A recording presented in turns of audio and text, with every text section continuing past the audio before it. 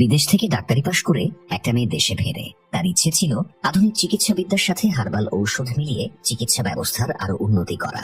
আর এজন্যই সে একদিন জঙ্গলে যায় কিছু ঔষধি উদ্ভিদের সন্ধানে। কিন্তু জঙ্গলে গিয়ে সে একটা খাদে পড়ে যায়। খাদটা এতটাই গভীর যে মেয়েটা তার নিজস্ব দুনিয়ার বাইরে পৌঁছে যায়। মেয়েটি জ্ঞান ফিরতেই দেখে সে এক রহস্যময় অদ্ভুত দুনিয়ায় এসে পড়েছে, যেখানে অদ্ভুত সব প্রাণী, রহস্যময় গাছপালা, সেখানকার আদিবাসীদের কাছেও রয়েছে ম্যাজিক্যাল পাওয়ার, যারা নিজেদের পাওয়ার দিয়ে যে কোনো ক্ষত সারিয়ে তুলতে পারে। তো সেখানে ঘুরতে গিয়ে মেয়েটা একটা সাংঘাতিক অপরাধ করে ফেলে।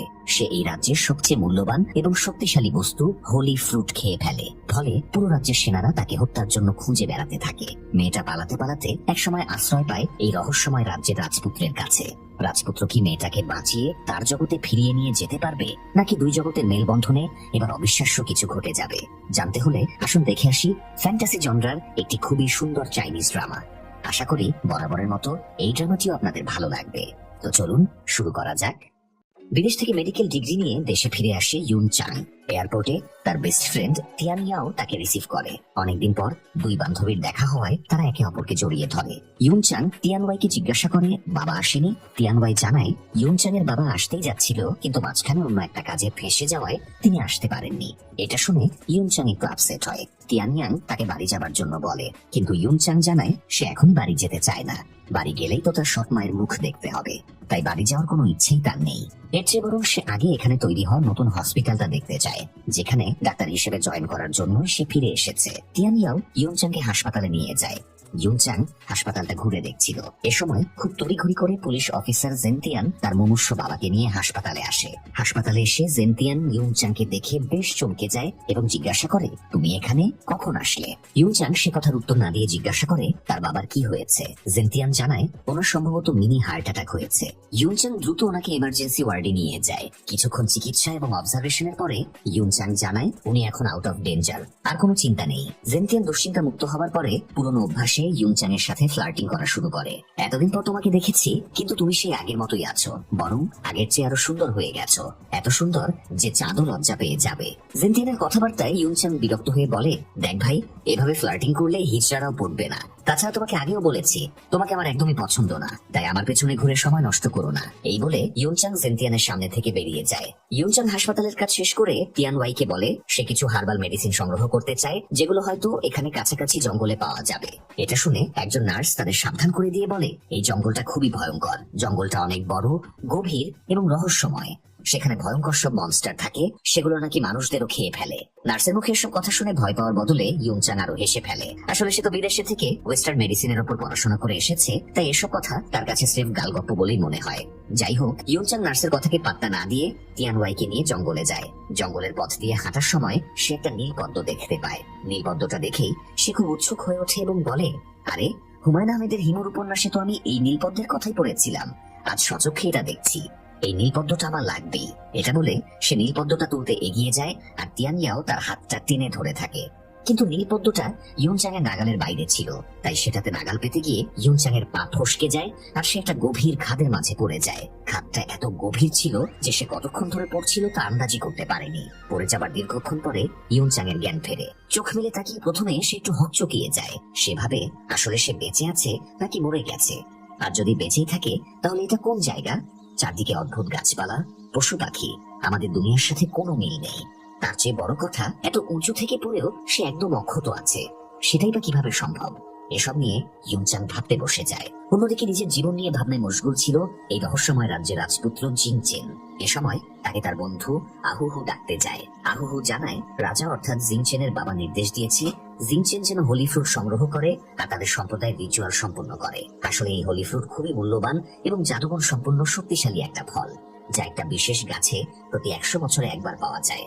আর এই হোলি ফ্রুট থেকেই মূলত তাদের সম্প্রদায় জাদুর শক্তি পেয়ে থাকে। সেই শক্তি দিয়ে তারা উঠতে পারে, শত্রুর মোকাবিলা করতে পারে, চিকিৎসা করাতে পারে। এছাড়া আরো অসংখ্য রহস্যময় শক্তি এই হোলি ফ্রুটে আছে। যাই হোক, জিনচেনের সব রিচুয়ালে কোনো আগ্রহ ছিল না, কিন্তু ভবিষ্যৎ রাজা হিসেবে এই হোলি ফ্রুট সংগ্রহ এবং রিচুয়াল কমপ্লিট করার দায়বদ্ধতা তারই। তাই সে রাজার নির্দেশ পালন করতে হোলি ফ্রুটের খোঁজে জঙ্গলে বেরিয়ে পড়ে।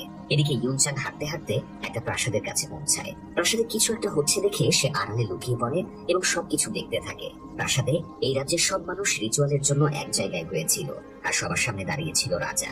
রাজ্যের প্রধানতান্ত্রিক, যিনি যাকে মাস্টার বলা হয়, সেই মহিলা কিছু একটা করে রিচুয়ালের আরম্ভ করে এবং রাজার কাছে গিয়ে বলে এবার জিনচেনের হোলি ফ্রুট সংগ্রহ করার সময় হয়ে গিয়েছে। মন্ত্রী পাশ থেকে বলে ওঠে সে জিনচেনকে খবর পাঠিয়েছে হোলি ফ্রুট আনতে যাবার জন্য। রাজা মন্ত্রীকে প্রতিশ্রুতি দেয় জিনচেন একবার ঠিকভাবে রিচুয়াল সম্পূর্ণ করে ফেলার পর তিনি জিনচেনের সাথে মন্ত্রীর মেয়ে ইউনিয়ের বিয়ের ব্যবস্থা করবেন। কথাটা শুনে বাবার পাশে দাঁড়িয়ে থাকা উইং মুচকি মুচকি হাসতে থাকে। এদিকে আড়াল থেকে ইউনচাং তার ক্যামেরা দিয়ে তাদের ফটো তুলতেই ক্যামেরাতে ফ্ল্যাশ জ্বলে ওঠে, আর তখনই ইউনচাং সবার নজরে পড়ে যায় আর সেনারা তাকে তাড়া করে। ইউনচাং কোনোভাবে একটা ঝোপের আড়ালে লুকিয়ে পড়ে। সেনারা চলে গেলে সে ঝোপ থেকে বের হয়, আর তখনই সে একটা বিরাট ঈগলের সামনে পড়ে যায়। ঈগলটা পায়ের মুঠোতে করে ইউনচাংকে নিয়ে উড়ে চলে যায়, আর ইউনচাং নিজেকে বাঁচানোর আপ্রাণ চেষ্টা করতে থাকে। অন্যদিকে জিনচেন ততক্ষণে ম্যান ইটিং জঙ্গলে পৌঁছে যায়। সেখানে হোলি ফ্রুটের গাছটা রয়েছে, কিন্তু জঙ্গলের এই জায়গাটা খুবই ভয়ঙ্কর। এখানে অসংখ্য প্রাকৃতিক ফাঁদ রয়েছে, যেমন লতা পাতার ফাঁদ, ফুলের ভেতর থেকে পিন বেরিয়ে আসা, কচু পাতা থেকে বিষাক্ত পানি বেরিয়ে আসা, আর এসবের একটাও যদি কাউকে স্পর্শ করে তাহলে মৃত্যু অবধারিত। তবুও জিনচেন সাহসিকতা এবং নিজের স্কিলের মাধ্যমে সব বাধা পার করে সেই হোলি ফ্রুটের গাছের উপরে উঠে পড়ে এবং হোলি ফ্রুটটা সংগ্রহ করে। আর ঠিক এই সময় ঈগলটা এই গাছের উপর দিয়ে উঠছিল। অনেকক্ষণ নিজেকে ছাড়ানোর চেষ্টা চালানোর পর অবশেষে ইউনচাং ঈগলের থাবা থেকে মুক্ত হয়, আর সে নিচে পড়তে পড়তে একদম জিনচেনের উপরে এসে পড়ে। ফলে দুজনেই গাছের উপর থেকে নিচে পড়ে যায়। জিনচেন তো প্রথমে বুঝেই উঠতে পারে না এই মুহূর্তে আসল ঘটনাটা ঘটলোটা কি। তবে এই সময় ইউনচাং একটা সাংঘাতিক কাজ করে ফেলে। পড়ে যাওয়ার সময় জিনচেনের হাত থেকে তার হোলি ফ্রুটটা পড়ে গিয়েছিল, আর সেটা একদম ইউনচাং এর সামনেই পড়েছিল। সে কিছু না ভেবেই হোলি ফ্রুটটা খেয়ে ফেলে, আর এটা দেখে জিনচেনের মাথায় বাজ পড়ার মতো অবস্থা হয়ে যায়। সে চিৎকার করে বলে এটা তুমি কি করলে, তুমি ফলটা কেন খেয়ে নিলে? ইউনচাং অবাক হয়ে বলে শুধু তো একটা ফলই খেয়েছি, এত চেঁচানোর কি আছে? আচ্ছা ঠিক আছে, আমি ফলের দাম দিয়ে দিচ্ছি, এই নাও, 1 টাকা হলে চলবে? কথাটা শুনে জিনচেন ভাবে এই মেয়ে পাগল ছাগল নাকি। সে আরো রেগে বলে এটা পবিত্র ফল, 100 বছরে মাত্র একবার গাছে ধরে, আর তুমি এটা টাকা দিয়ে মূল্য নির্ধারণ করছো? তুমি যা করেছো তা দেশদ্রোহের শামিল, তোমাকে অবশ্যই শাস্তি পেতে হবে। এ সময় রাজ্যের সেনারাও সেখানে চলে আসে। তারা ইউনচাংকে ধরার জন্য এগিয়ে যায়, কিন্তু তখন এক অদ্ভুত কাণ্ড ঘটে।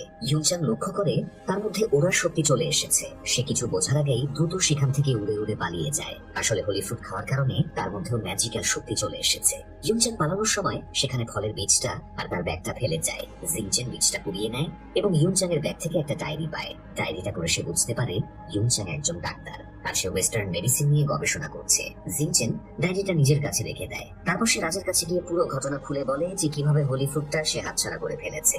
রাজা সবসময় খুব রেগে যায়, আর যেভাবেই হোক সে অপরাধীকে খুঁজে বের করে শাস্তির আওতায় আনার নির্দেশ দেয়। রাজার সাথে কথা বলা শেষ করে ইউনচাং নিজের বাড়িতে ফিরে আসে। এদিকে ইউনচাং এর বান্ধবী তিয়ানয়াংও ইউনচাং এর বাবা এবং জেনতিয়ানের পুরো পুলিশ ফোর্স নিয়ে ইউনচাংকে জঙ্গলে খুঁজতে আসে। তারা সেই খাদের অনেক কাছাকাছি খোঁজাখুঁজি করে, এমনকি খাদের মাঝে মানুষও নামিয়ে দেয়, কিন্তু কেউই খাদের কোনো কুল কিনারা না পেয়ে ব্যর্থ হয়ে ফিরে আসে। তাই সবাই ধরেই নেয় ইউনচাং হয়তো আর বেঁচে নেই। ইউনচাং অবশ্য তখন সেনাদের কাছ থেকে পালিয়ে একটা কুটিরের সামনে এসে দাঁড়ায়। তারপর চুপি চুপি কুটিরের ভেতরে ঢুকে, আর এই কুটিরটা আসলে জিনচেনেরই ছিল।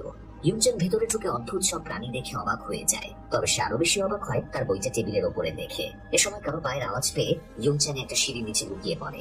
জিনচেন সেখানে এসে বুঝতে পারে এখানে কেউ আছে। তাছাড়া সে বইটা বন্ধ করে রেখেছিল, কিন্তু এখন সেটা খোলা। তাই সে নিশ্চিত হয়ে যায় পাজি মেয়েটা নিশ্চয়ই এখানে এসে লুকিয়ে আছে। তাই তাকে বের করে আনার জন্য জিনচেন প্রথমে সিঁড়ির উপরে গিয়ে বসে, তারপর ম্যাজিক দিয়ে একটা বিছা উইনচাং এর গায়ের উপরে ছেড়ে দেয়। এই যাত্রায় ইউনচাং নিজেকে সামলে নেয়। তখন জিনচেন একটা মাকড়সা ইউনচাং এর গায়ের উপর ছেড়ে দেয়। এবার ইউনচাং ভয়ে চিৎকার করে বাইরে বেরিয়ে আসে। ইউনচাংকে দেখে জিনচেন বলে একে তো হোলি ফ্রুট চুরি করে খেয়ে নিয়েছো, আবার লুকিয়ে আমার বাড়িতে ঢুকেছো, তোমার সাহস তো কম না? ইউনচাং বিরক্ত দেখিয়ে বলে ঠিক আছে, থাকলাম না তোমার বাড়িতে, আমি বেরিয়ে যাচ্ছি। তখন জিনচেন চিৎকারি দিয়ে বলে হ্যাঁ যাও যাও, বাইরে তোমার জন্য সেনারা অপেক্ষা করছে, তোমাকে দেখা মাত্রই বাঁশ ঝাড়ে নিয়ে যাবে। কথাটা শুনে ইউনচাং আটকে ওঠে এবং জিনচেনের দিকে অসহায় ভাবে তাকিয়ে থাকে। তারপর তার কাছে গিয়ে এখানে আশ্রয় চায়। জিনচেন কিছুই বলে না। সে খেয়াল করে ইউনচাং জিনচেনের অনুমতি না নিয়েই দৌড়ে তার ঘরে ঢোকে এবং জিনচেনের বিছানা দখল করে নেয়। জিনচেন আর তখন কি করবে, সে বিছানার পাশে নিচে শুয়ে রাতটা কাটিয়ে দেয়। জিনচেনের একটা পোষা ছোট্ট পরী ছিল।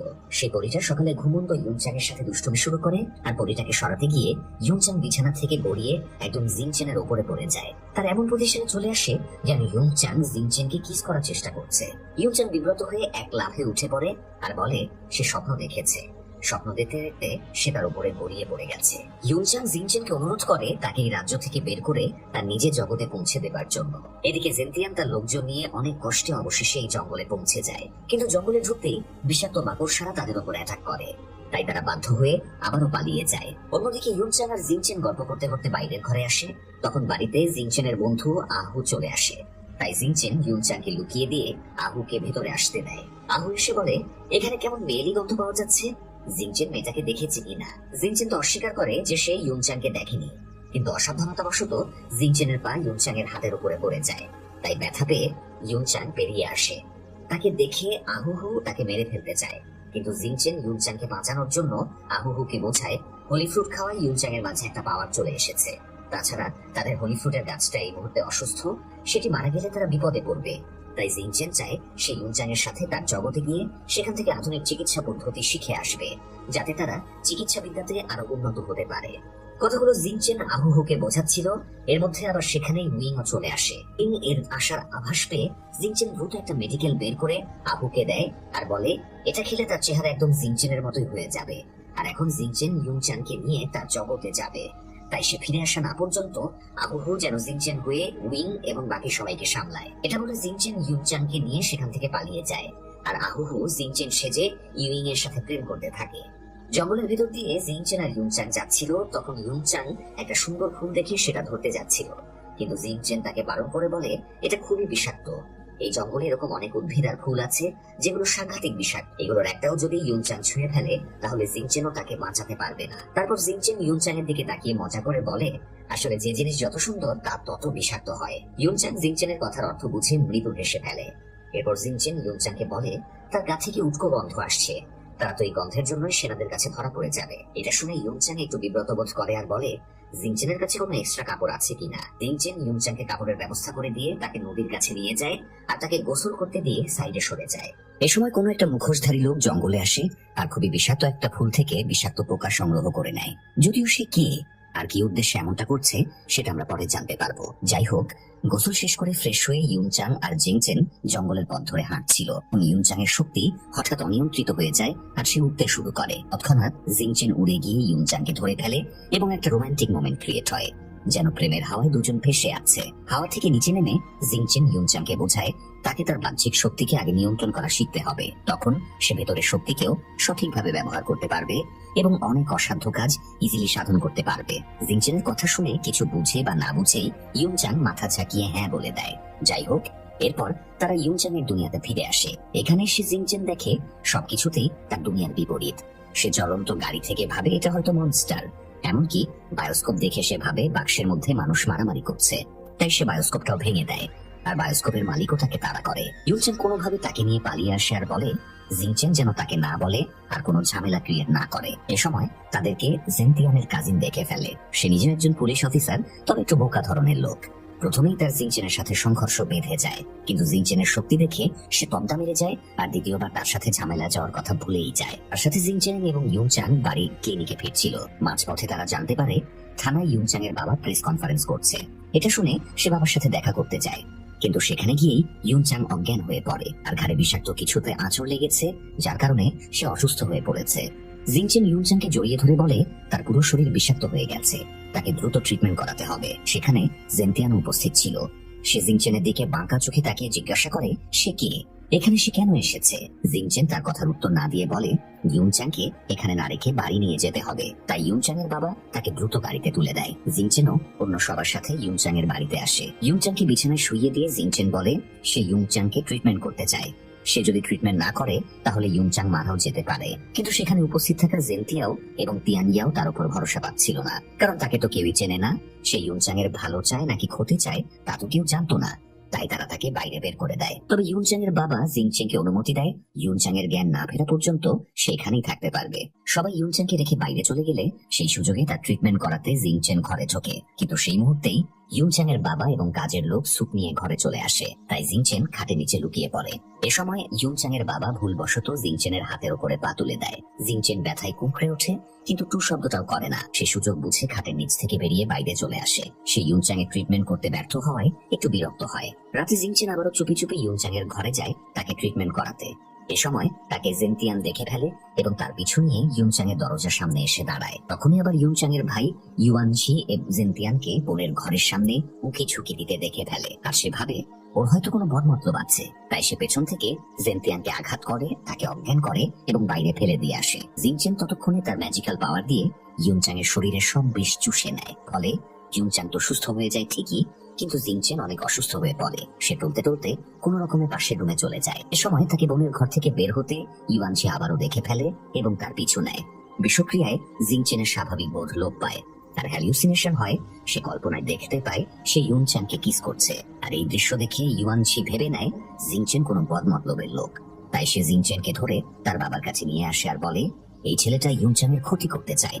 ইউনচাং এর বাবা বলে জিনচেন ইউনচাং এর বন্ধু, তাকে যেন তার মতো করে থাকতে দেয়া হয়। এ সময় জিনচেন আরো অসুস্থ হয়ে পড়ে, সে দাঁড়িয়ে থাকতে পারছিল না। তাই দ্রুত নিজের ঘরে চলে যায় এবং বমি করে ভেতরের বিষ বের করার চেষ্টা করে। সকালে ইউনচাং একদম সুস্থভাবে ঘুম থেকে ওঠে, যেন তার কিছুই হয়নি। ইউনচাং এর বাবা এবং বান্ধবী আহিয়াও তার এত দ্রুত রিকভারি দেখে বেশ অবাক হয়, কিন্তু তারা এতটাই আনন্দিত ছিল যে সেই ব্যাপারে আর মাথা ঘামায় না। ইউনচাং এর সুস্থতায় তাদের কাছে বেশি জরুরি ছিল। এ সময় জিনচেন এ ঘরে চলে আসে এবং বলে ইউনচাং এখন সম্পূর্ণ সুস্থ, সে চাইলেই নিজের কাজে যেতে পারে। এরপর জিনচেন বাইরে বের হতেই ইউয়ানচি তাকে খোঁটা দিয়ে বলে সে এমন ওল্ড ফ্যাশনের ড্রেস এবং গেটআপে কেন আছে? এটা শহর, এখানে সবাই ইউয়ানচির মতো স্মার্ট চলাফেরা করে। এটা শুনে জিনচেন সেলুনে গিয়ে নিজের চুল কেটে ফেলে এবং ড্রেস আপও চেঞ্জ করে ফেলে।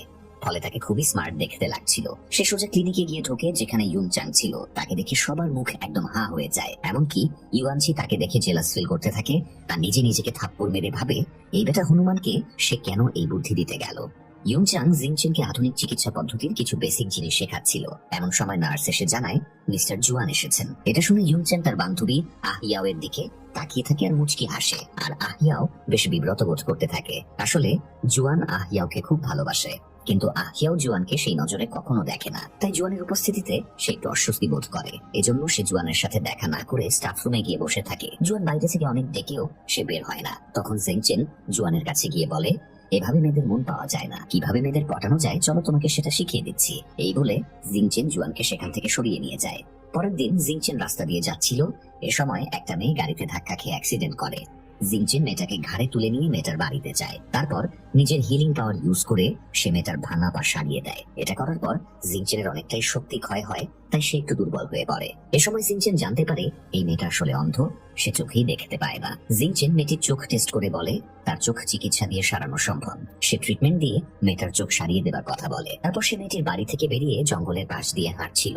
তখন জেনতিয়ান তার পরিচিত কয়েক গুন্ডাকে জিনচেনকে মারতে লেলিয়ে দেয়। জিনচেন সবসময় ইউনচাং এর সাথে থাকছিল, এই ব্যাপারটা সে আর সহ্য করতে পারছিল না। তাই সে জিনচেনকে মেরে ফেলার প্ল্যান বানায়। জিনচেন এই সময় বেশ দুর্বল ছিল, তাই সে ফাইট করার বদলে পালিয়ে যায়। এদিকে জিনচেনের পোষা ছোট্ট পরিটা সাহায্যের জন্য ইউনচাং এর কাছে যায় এবং তাকে টেনে নিয়ে জঙ্গলে আসে। জঙ্গলে আসার পর সে বুঝতে পারে জিনচেন বিপদে আছে। তারা দুজনে পালানোর চেষ্টা করে, কিন্তু গুন্ডাগুলো তাদের ধরে ফেলে। তখন জিনচেন তাদের সাথে ফাইট ব্যাক করে, কিন্তু এক পর্যায়ে একজনের গুলি খেয়ে জিনচেন একটা খাদে পড়ে যায়। এ সময় জেনতিয়ান তার পুলিশদের নিয়ে সেখানে চলে আসে আর এমন ভাব দেখায় যেন সে ইউনচাংকে বাঁচাতে এসেছে। ইউনচাং খাদের কিনারায় বসে কাঁদতে থাকে আর বলে জিনচেনকে বাঁচানোর জন্য, কিন্তু তারা জানায় এই খাদটা অনেক গভীর, তাই জিনচেনকে আর বাঁচানো সম্ভব না। জেনতিয়ান তো খুব খুশি হয় যে আপদ বিদায় হলো, কিন্তু একটু পরে জিনচেনের জ্ঞান ফিরে আসে আর সে নিজের শক্তি দিয়ে ক্ষত সারিয়ে ম্যাজিক্যাল পাওয়ারের মাধ্যমে উপরে উঠে আসে। এরপর ইউনচাং এর বাড়িতে ফিরে এসে জিনচেন জানতে পারে ইউনচাং এর বাবা এবং জেনতিয়ানের বাবার মাঝে চুক্তি হচ্ছে জঙ্গল কেটে সেখানে একটা ঔষধ ফ্যাক্টরি বানানোর। এটা জানতে পেরে জিনতেন ইউনচাং এর বাবাকে বোঝায় জঙ্গল কেটে ফ্যাক্টরি বানানোর প্ল্যানটা বন্ধ করতে, কারণ এতে অনেক নিরীহ প্রাণী মারা যাবে, বাস্তুতন্ত্র নষ্ট হয়ে যাবে। সব শুনে ইউনচাং এর বাবা বলে সে ব্যাপারটা ভেবে দেখবে। পরের দিন জিনচেন ইউনচাং এর সাথে ক্লিনিকে ছিল। তখন ইউনচাং এর বাবা দৌড়ে এসে জানায় তার কিছু কর্মী খুব অসুস্থ হয়ে পড়েছে। এটা শুনে জিনচেন আর ইউনচাং দুজনই ফ্যাক্টরিতে গিয়ে দেখে কর্মীদের শরীরে বিষক্রিয়া লক্ষণ রয়েছে। তাদেরকে বিষাক্ত কোনো কিছুতে কামড় দিয়েছে। মূলত এটা সেই বিষাক্ত পোকা যেটা কিছুদিন আগে জিনচেনদের রাজ্য থেকে মুখোশ পরা একজন লোক নিয়ে এসেছিল। সে এই পোকার বংশবৃদ্ধি করিয়ে কয়েক জায়গায় ছড়িয়ে দিয়েছে। সেই পোকাগুলোর একটা জিনচেন খুঁজে পায় এবং একটা কাচের জারে ভরে রাখে। কিন্তু এই সময় একজন কর্মী তাকে পোকা সহ দেখে ফেলে আর ভুল বোঝে যে হয়তো জিনচেনে এই পোকাগুলো ছড়িয়েছে। যেহেতু সে জঙ্গল থেকে এসেছে, তাই সে যে একরকম করতেই পারে এই ব্যাপারে অনেকের মনে সন্দেহ জাগে। তবে এই ঘটনায় সবচেয়ে বেশি সুবিধা হয় জেনতিয়ানের। জেনতিয়ান এই সুযোগে জিনচেনকে গ্রেফতার করে থানায় নিয়ে যায় এবং ইন্টারোগেশন শুরু করে। এদিকে একজন কর্মী বিষক্রিয়ায় মারা যায়। ইউনচাং তাকে ইনভেস্টিগেট করে বুঝতে পারে লোকটার শরীরের সব অঙ্গ প্রত্যঙ্গ পচে গেছে। এরকম ঘটনার কথা সে মেডিকেল সায়েন্সে কখনোই পড়েনি, তাই সে বেশ অবাক হয়ে যায়। কিন্তু ঘটনা এখানেই থেমে থাকে না। অসংখ্য লোক এই পোকা বা বিশেষ জাতের মৌমাছির কামড়ে অসুস্থ হয়ে পড়ছিল। তাই জিংচেন সবাইকে বাঁচাতে অফিসার কুইয়ের সাহায্য নেয়। অফিসার কুই জিংচেনকে বাইরে বের করে নিয়ে যায়। এরপর দুজনে জঙ্গলে যায়। জঙ্গলে গিয়ে জিংচেন একটা ফুলের ওপর নিজের কয়েক ফোঁটা রক্ত ফেলে। এতে একটা বিষাক্ত মৌমাছি সেখানে চলে আসে। তারপর সেই মৌমাছিটিকে ফলো করে দুজনে সেই ফার্মে পৌঁছে যায় যেখানে এই মৌমাছিগুলোকে উৎপাদন করা হচ্ছিল। জায়গাটা চিনে জিংচেন এবং অফিসার কুই ফিরে এসে জেন্তিয়ানকে সব জানায়। জেন্তিয়ান শোনা মাত্রই তার ফোর্স নিয়ে ফার্মে চলে যায়, কিন্তু মৌমাছির আক্রমণে তারা ব্যর্থ হয়ে ফিরে আসে। তার ঠিক পরেই সেই মাস্টারমাইন্ড লোকটাকে দেখা যায় যে এই সব কিছু করছিল। আর এই লোকটা আর কেউই না, বরং জুয়ানের বাবা মেয়র কুইন। লোকটা তার কিছু মৌমাছি সংগ্রহ করে নিয়ে পুরো ফার্ম ম্যাজিক দিয়ে বিস্ফোরণ ঘটিয়ে সেখান থেকে চলে যায়। আর এ থেকে বোঝা যায় মেয়র কুইন এর মাঝেও জিংচেনের সম্প্রদায়ের মতো ম্যাজিক্যাল পাওয়ার আছে। যাই হোক, জিংচেন আর ইউংচাং এই সমস্যা থেকে উদ্ধার পাওয়ার ব্যাপারে আলোচনা করছিল। তখন কিছু লতাপাতা এসে ইউংচাংকে অ্যাটাক করে, কিন্তু কোনো ক্ষতি করে না। এ থেকে জিংচেন কিছু একটা বুঝতে পারে এবং বাইরে চলে যায়। বাইরে গিয়ে সে দেখে তার জগৎ থেকে তার মাস্টার এখানে এসেছে। জিংচেনের মাস্টার জানায় সে রাজার নির্দেশে জিংচেনকে ফিরিয়ে নিয়ে যেতে এসেছে, কিন্তু জিংচেন জানায় তার এই জগতে আসার পেছনে একটাই উদ্দেশ্য। সে খেয়াল করে দেখেছে তাদের জঙ্গলের হোলি ফ্রুটের গাছটা মারা যাচ্ছে। গাছটাকে ট্রিটমেন্ট করার কোনো পদ্ধতি তাদের জগতে নেই, তাই সে এখানে এসেছে গাছটাকে ট্রিটমেন্টের কোনো উপায় খুঁজে বের করতে। মাস্টার জানায় রাজার নির্দেশ সে অমান্য করতে পারবে না, তাই সে জিংচেনকে এখান থেকে নিয়ে তবেই যাবে। এই পরিস্থিতিতে জিংচেন মাস্টারের কাছ থেকে পালানোর জন্য মাস্টারের নজর অন্যদিকে ঘুরিয়ে সেখান থেকে পালিয়ে যায়। মাস্টারও তার পিছু নিতে শুরু করে। অনেকক্ষণ ধরে তাদের ধাওয়া চলতেই থাকে। একসময় জিংচেন মাস্টারের চোখ ফাঁকি দিয়ে পালিয়ে যায়। জিংচেন পালিয়ে সোজা ক্লিনিকে যায় আর একটা ঔষধ একজন রোগীকে খাইয়ে দেয়। ঔষধটা খেতেই রোগী অনেকটা সুস্থতা বোধ করে। এই দৃশ্য দেখে ইউংচাং এর বাবারও জিংচেনের প্রতি ভালো ধারণা জন্মে। তিনিও জিংচেনকে পছন্দ করে ফেলেন। রোগীকে সুস্থ করে জিংচেন ইউংচাংকে নিয়ে গার্ডেনে আসে, আর তখনই আবারও মাস্টার সেখানে এসে যায়। মাস্টার আবারও জিংচেনকে ফিরিয়ে নিয়ে যাবার কথা বললে জিংচেন মাস্টারকে বোঝায় এই জগতের কেউ একজন তাদের জগতের ভয়ঙ্কর বিষাক্ত মৌমাছি চুরি করে এনেছে, আর সেই মৌমাছিকে সংকরণ করে এক নতুন প্রজাতির মৌমাছি তৈরি করে সেগুলো দিয়ে মানুষ হত্যা করছে। তাই সে ওই ভিলেনটাকে আগে ধরতে চায়, তারপর নিজের জগতে ফিরতে চায়। সব শুনে মাস্টার বলে ততদিন সেও তাদের সাথে এই জগতেই থাকবে। ইচ্ছা না থাকলেও তারা মাস্টারের কথা মেনে নিতে বাধ্য হয়। এরপর তারা তিনজন মিলে জেন্তিয়ানকে দেখতে যায়, কারণ সে মৌমাছির কামড় খেয়ে খুব অসুস্থ।